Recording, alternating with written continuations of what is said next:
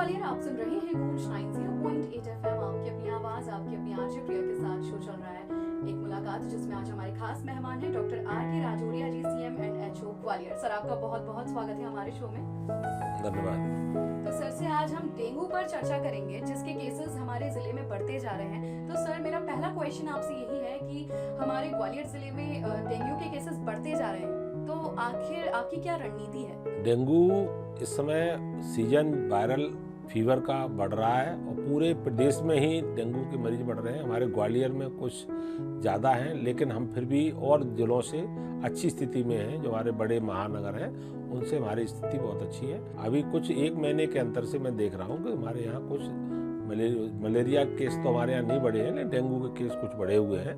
तो उसके लिए रणनीति के तौर पर हमारे यहाँ जितना अमला है हमारा स्वास्थ्य विभाग का, वो मलेरिया विभाग का अमला और हमारा अन्य अमला जिसमें आशा ANM है, वो सभी हर वार्ड में और हर गांव में हम लोग फीवर के मरीजों का चिन्हांकन कर रहे हैं और उनकी पट्टी बना रहे हैं और उनकी जांच कर रहे हैं। डेंगू के लिए जांच कर रहे हैं और मलेरिया के लिए भी जांच कर रहे हैं। तो दोनों के लिए जांच चल रही है। डेंगू के मरीज कुछ पॉजिटिव निकल रहे हैं। सर, जैसा कि हम सब जानते हैं कि ग्वालियर में लोग अवगत हैं, अवेयर हैं कि डेंगू और मलेरिया जैसी बीमारियां इस मौसम में फैलती हैं, लेकिन अभी भी कुछ लोग ऐसे हैं जिन्हें इसका बिल्कुल भी अंदाजा नहीं रहता। तो आखिर डेंगू के सिम्टम्स क्या होते हैं जिनसे वो पहचान सकें? बुखार, ठंड लेकर के बुखार आना, हाथ पैर टूटना, शरीर में दर्द होना, उल्टी मछली आना, ये डेंगू के लक्षण हैं, जो कि सामान्य अन्य बुखारों में भी ऐसा पाया जाता है। इसलिए किसी भी तरह का बुखार अगर किसी व्यक्ति को आता है या ठंड लग के आए या बिना ठंड के भी अगर आता है, तो उसकी जांच डेंगू के लिए करा लेनी चाहिए।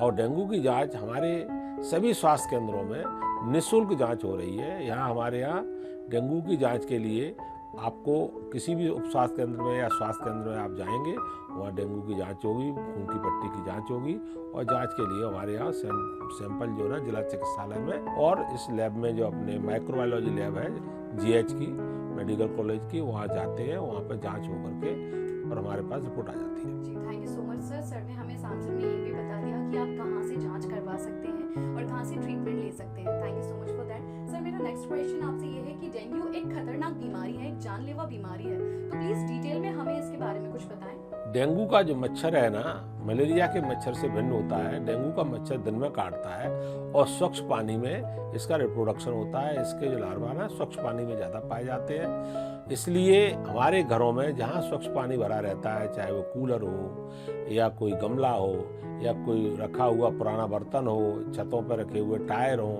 या कोई भी टंकी, खुली हुई टंकी, जिसमें कि डेंगू का लार्वा पनप सकता है। डेंगू का लार्वा आंखों से नेकेड आई से देखा जा सकता है, इसलिए टॉर्च के द्वारा अपन उसका चिन्हांकन करते हैं कि डेंगू का लार्वा है।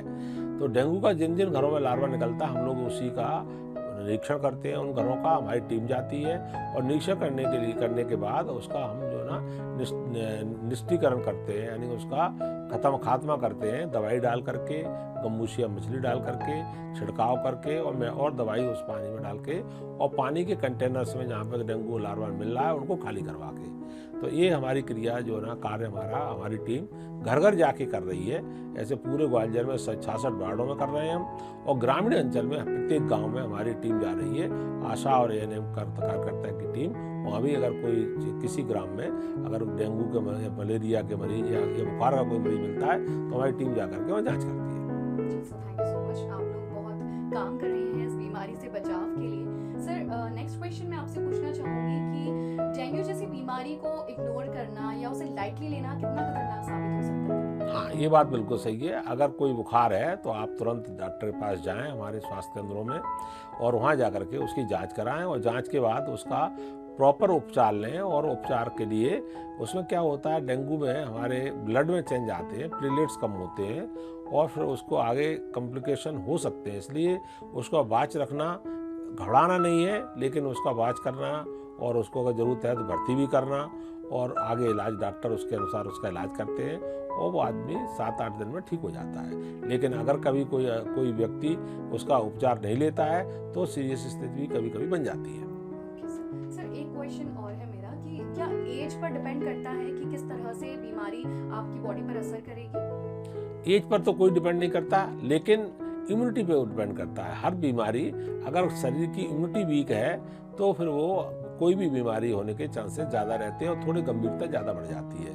जिसकी इम्यूनिटी पावर उसकी कम है तो वो जल्दी बीमार होगा और तो ज़्यादा बीमार होगा। बस इतना सब बीमारियों के लिए है, वही डेंगू के लिए है। लेकिन हाँ, इतना ज़रूर है, डेंगू अगर किसी को होता है तो डॉक्टर के साथ उसको सतत संपर्क में रहना चाहिए और डॉक्टर जिस समय कहता है भर्ती हो जाओ तो भर्ती हो जाना चाहिए और उसके अनुसार इलाज लेना चाहिए, तो फिर वो आपको ज़्यादा परेशानी नहीं आएगी।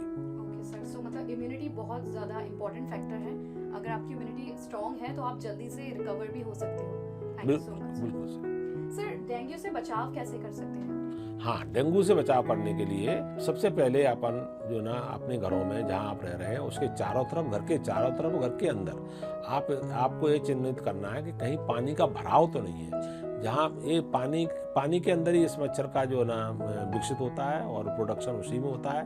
तो स्वच्छ पानी अगर कहीं भी भर रहा है, चाहे वो गड्ढे हों घर के बाहर या टंकी हो या हैंडपंप के पास में कोई पानी हो, तालाब हो, इन जगहों पर वो पानी के डेंगू के लार्वा हमारे पनपते हैं। और घर के अंदर, जैसे मैंने अभी आपको बताया, घर के अंदर कूलर बहुत बड़ा साधन होता है जहाँ पर डेंगू आराम से पनपते हैं। तो उनको आपको हर 7 दिन के अंदर सफाई करना, और गड्ढे अगर कहीं आसपास हैं जिनमें पानी भरा हुआ, उन गड्ढों का भराव रोकना, उन गड्ढों को पानी का भराव रोकना, उन गड्ढों को भर देना। एक दूसरा, आप एक चीज़ और बता दें आपको कि डेंगू का हमारा जो लार्वा है ना, ये अगर किसी कूलर में है वो उसकी आपने कूलर साफ कर दिया, इसके बाद भी डेंगू का लार्वा ख़त्म नहीं होता है, मरता नहीं है वो, जब तक कि उसको अगले वर्ष सीजन में भी अगर वो पानी आप डालेंगे तो डेंगू का लार्वा पनप जाएगा और फिर से वो वहाँ पे मच्छर पैदा करेगा। इसलिए उसका निष्पादन करना बहुत ज़रूरी है। उस टटिया का या वो सुखाना और सुखा के टटिया को जला देना,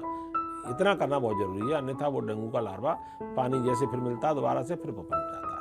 so thank you so much. आपने काफ़ी ऐसी बातें बताई जिनकी इन्फॉर्मेशन हम लोगों को नहीं थी, और जैसा कि सर ने बताया कि सिर्फ प्रशासन पर डिपेंड रहना कोई ऑप्शन नहीं है, हमें भी खुद से घर में ये सब साफ सफाई रखनी चाहिए जिससे कि डेंगू ना फैले या कोई भी बीमारी ना फैले। सर, मेरा नेक्स्ट क्वेश्चन है कि कैसे कोई व्यक्ति पहचान सकता है कि उसे मलेरिया हुआ है या डेंगू? क्या सिमिलैरिटीज होती हैं और क्या डिफरेंसेस होते हैं दोनों बीमारियों में? थोड़ा सा अंतर एक रहता है कि मलेरिया में भी बुखार आता है और डेंगू में भी आता है। मलेरिया में बुखार ठंड लेके ज़्यादा आता है और डेंगू में हाथ पैर ज़्यादा टूटते हैं, सिर दर्द होता है, शरीर में दर्द होता है और जी मिचलाता है। ये डेंगू के लक्षण हैं, थोड़े से अलग लक्षण हैं लेकिन लगभग एक जैसे ही हैं। तो आपको जांच से ही पता चल पाएगा कि डेंगू है कि मलेरिया है। अगर डेंगू की आप जांच कराएंगे तो 100% आपको जानकारी मिल जाएगी कि हाँ, ये डेंगू है। एक दूसरा, आपने बताया एक चीज़ और उसमें छूट गई थी कि आपको फुल स्लीव कपड़े पहनना चाहिए थोड़ा सा बचाव के लिए। दिन में मच्छर काटता है तो दिन में आप जो ना, जहाँ अगर आपके मच्छर हैं घरों में कहीं, तो ऑल आउट लगाइए, पानी का भराव रोकिए और कपड़े फुल स्लीव कपड़े पहनिए, ये बचाव उसके लिए हो रहा है। जी सर, तो एक और क्वेश्चन है कि किस सीजन में ज़्यादा फैलने के चांसेस होते हैं डेंगू और मलेरिया दोनों के? जब ये बरसात का सीजन उनके लिए बहुत मुफीद सीजन है और इसमें जो है ना, जो टेम्परेचर 15 से 21 डिग्री सेंटीग्रेड तक रहता है, तो इसमें डेंगू का लार्वा मच्छर बहुत अच्छा उसमें ग्रोथ करता है। तो जब जैसे टेम्परेचर कम होगा, सर्दी आएगी, तो इस मच्छर की जो रिप्रोडक्शन वो भी कम हो जाएगा और लोग अपने फुल स्लीव कपड़े पहनने लगेंगे, कपड़े ओढ़ने लगेंगे, तो मच्छर काटने का भी चांस कम हो जाएगा।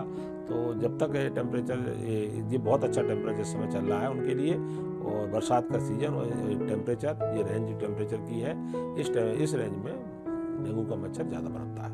Thank you so much sir. और यही टाइम चल रहा है जब ज़्यादा प्रिकॉशंस रखने की ज़रूरत है, जो हमें सर ने बताई है, चाहे फुल स्लीव कपड़े पहनने की हो या फिर कूलर साफ रखने की, आसपास का माहौल साफ रखने की। Thank you so much for that sir. इतनी सारी वैल्यूएबल इन्फॉर्मेशन आपने हमारे साथ शेयर की। अब मैं चाहूँगी कि हमारे ग्वालियर वासियों को आप अपनी तरफ से कोई संदेश दें। ग्वालियर के लिए अभी डेंगू के लिए या डेंगू के प्रसार के लिए, उसका फैलाव के लिए थोड़ा सा लोगों में एक भ्रांति भी होती है कि डेंगू के लिए या किसी बीमारी के लिए झाड़ फूक की तरफ जो लोग जाते हैं, तो वो नहीं करना चाहिए। आपको डॉक्टर के पास जा कर के उसका समुचित जांच और इलाज कराना चाहिए। और डेंगू के लिए इलाज की ज़्यादा अच्छा है कि आप थोड़ा बचाव पर ध्यान दें। तो बचाव में जैसा मैंने पहले बताया, वही मैं सबसे अपील करता हूँ कि अगर किसी को बुखार होता है, कृपया हमारे स्वास्थ्य केंद्रों में जाएं और डेंगू की जांच कराएं। निःशुल्क जांच हो रही है।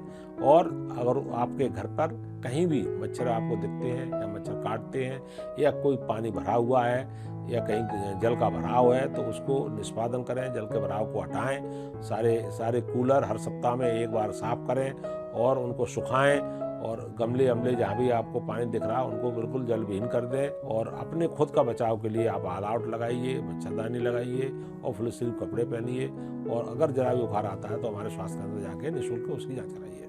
जी सर ने हमें ट्रीटमेंट के साथ साथ बचाव भी बताया है, जैसे कि कहा जाता है precaution is better than cure. Thank you so much for your time और thank you so much sir इतने अच्छे संदेश के लिए। आई होप हमारे लिसनर्स के लिए बहुत लाभदायक रहेगा। एंड आप लोग जो काम कर रहे हैं, thank you so much for that also. Thank you, धन्यवाद।